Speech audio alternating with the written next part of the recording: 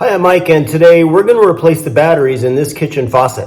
Hey, if this is your first time here, don't forget to hit the subscribe button below so you don't miss anything.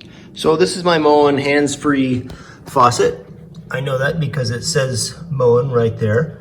The sensor for this, the hands-free sensor, is right there. And it's been giving me some problems in that the batteries have been too weak to shut off the water. Even when I turn it on manually, the thing starts to blink and whatnot. There was a point the batteries were so weak that it wouldn't even turn the water off when I used the sensor. So we're going to change the batteries. Now the batteries are located under the sink, and if you had a good installer, he'll put them right here at the opening so you don't have to crawl away in the back somewhere in the darkness and try to find the thing. So that's where the batteries are, and it looks like it takes 6, and I happen to have 6 brand new ones.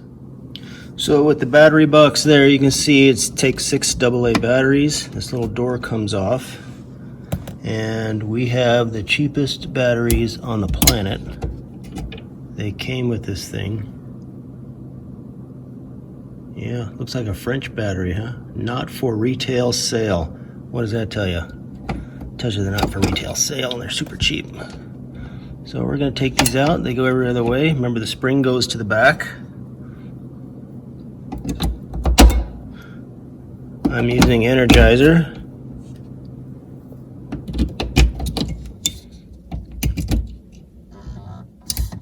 All right, I got all my brand new batteries in there. I'm going to put the door back on. And when I got them all lined up, the faucet made a couple little spitting noises, and I could hear the electronic valve in there actuate. All right, new batteries. That's fine. Notice no light. We'll do the old sensor. Cool.